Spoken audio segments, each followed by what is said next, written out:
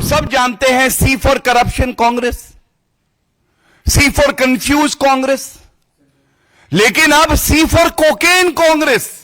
इस व्यक्ति का कांग्रेस पार्टी से क्या नाता है, यह रिश्ता क्या कहलाता है? स्पष्टीकरण यह आया कि इस व्यक्ति को हमने नियुक्ति करी 24 मार्च को, अक्टूबर 2022 में पद से हटाया था।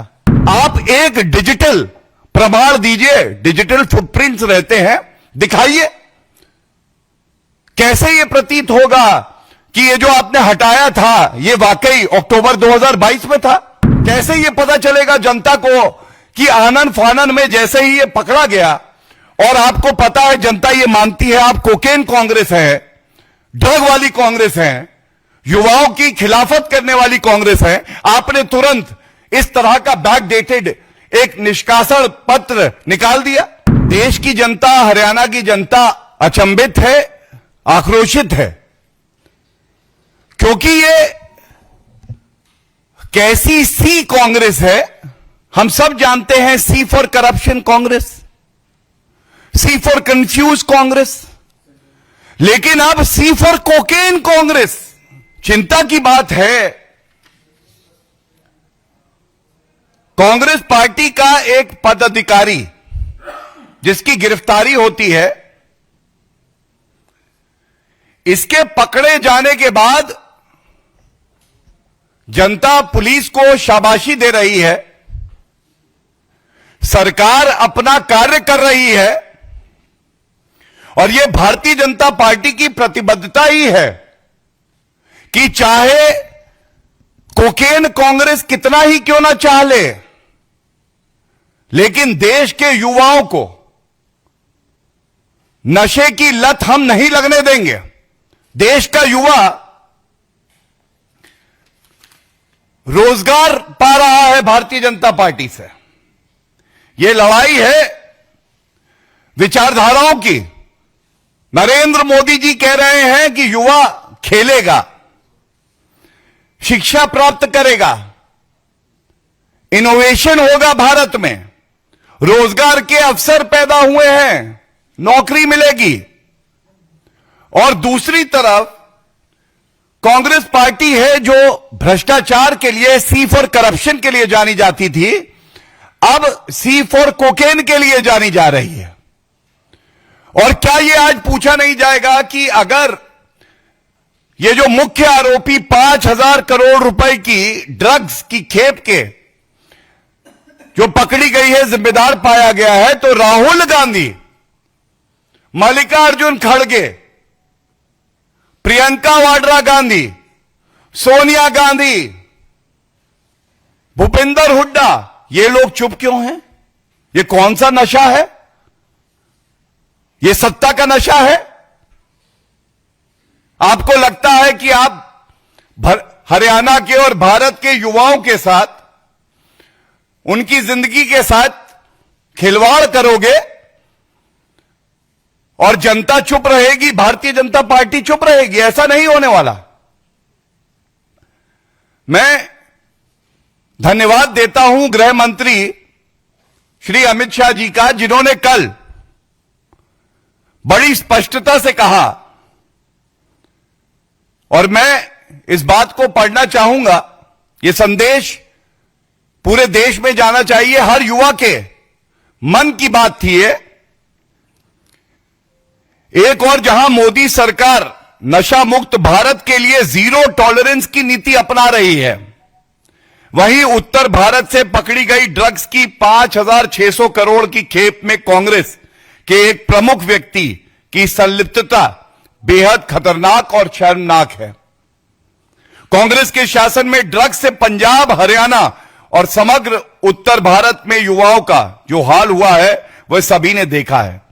मोदी सरकार युवाओं को खेल, शिक्षा और इनोवेशन की ओर ले जा रही है, और वहीं कांग्रेस उन्हें ड्रग्स की अंधेरी दुनिया में ले जाना चाहती है। कांग्रेस नेता द्वारा अपने राजनीतिक रसूख से युवाओं को ड्रग्स के दलदल में झोंकने का जो पाप किया जाना था, इन इरादों को मोदी सरकार कभी पूरा नहीं होने देगी।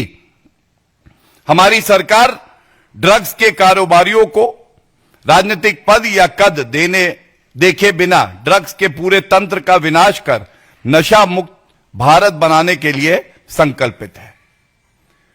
तो ये विचारधारा है भारतीय जनता पार्टी और सरकार की। गृह मंत्री जी ने जो युवाओं के मन की बात है उसको इंगित किया है।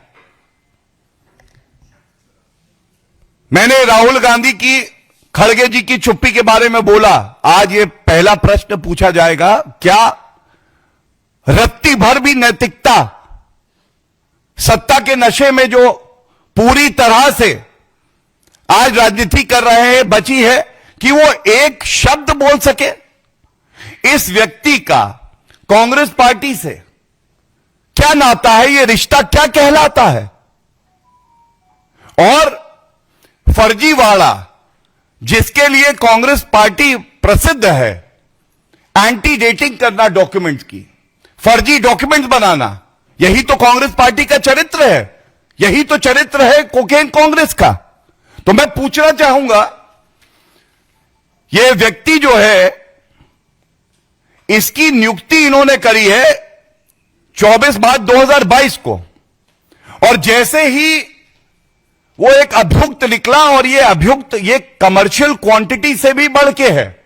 अगर आप एनडीपीएस एक्ट देखें, कमर्शियल क्वांटिटी से भी बढ़ के है। इसका मकसद केवल एक है कि जो भारत के युवा हैं, हरियाणा के युवा हैं, उनको आप नशे की लत लगा दें। क्या वक्तव्य आया, क्या स्पष्टीकरण आया? स्पष्टीकरण यह आया कि इस व्यक्ति को हमने नियुक्ति करी 24 मार्च को, अक्टूबर 2022 में पद से हटाया था। तो फिर आज बात होगी प्रमाण की भी। आप एक डिजिटल प्रमाण दीजिए, डिजिटल फुटप्रिंट्स रहते हैं, दिखाइए।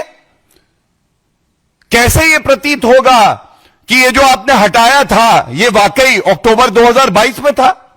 कैसे यह पता चलेगा जनता को कि आनन फानन में जैसे ही ये पकड़ा गया, और आपको पता है जनता ये मानती है आप कोकेन कांग्रेस है, ड्रग वाली कांग्रेस है, युवाओं की खिलाफत करने वाली कांग्रेस है, आपने तुरंत इस तरह का बैकडेटेड एक निष्कासन पत्र निकाल दिया। यह आपसे पूछा जाएगा। और सबसे बड़ी बात है, अगर आपकी दलील है तो मैं यह पूछना चाहता हूं, ऐसे व्यक्ति 6 महीने तक इतने महत्वपूर्ण पद पे बने रहे, यह बात तो आप भी स्वीकारते हैं। अगर राहुल गांधी इस तरह के लोग जिनका एंटीसीडेंट ड्रग डीलर से जुड़ा है, 5600 करोड़, यह कोई छोटी मोटी खेप नहीं है, ऐसे लोगों की कांग्रेस पार्टी में जगह क्या है और कैसे ये अंदर आ जाते हैं? इनका बैकग्राउंड चेक क्यों नहीं होता? कभी वो व्यक्ति जो महिलाओं को प्रताड़ित करते हैं वो आपकी कांग्रेस पार्टी में होते हैं, कभी भ्रष्टाचारी दिखाई देते हैं, और कभी जो ड्रग डीलिंग करते हैं वो कांग्रेस में दिखाई देते हैं। इस प्रश्न का उत्तर मैं समझता हूं कांग्रेस पार्टी को देना चाहिए, अन्यथा राहुल गांधी का एक ट्वीट है, इसका एक अंश आपके समक्ष रख रहा हूं। ये 4 अक्टूबर 2024 को हरियाणा के चुनाव के संदर्भ में लिखा था, और इन्होंने कहा था ये कमियां हैं और इसका नतीजा नशे के गिरफ्त में बर्बाद होता युवा हुनर। ये राहुल गांधी ने लिखा 4 अक्टूबर। ये 4 अक्टूबर का जो ट्वीट है, आप कहते हैं नशे की गिरफ्त में बर्बाद होता युवा, और बर्बाद कर कौन रहा है? कांग्रेस पार्टी। प्रमाण के साथ अभियुक्त पकड़ा जाता है, वो कांग्रेस पार्टी की एक जिम्मेदार पद पे बैठा था, सदस्य था आपके हिसाब से, और हमारे हिसाब से आपने बैकडेटेड फर्जीवाड़ा करके ये दिखाया कि वो निष्कासित हो गया है।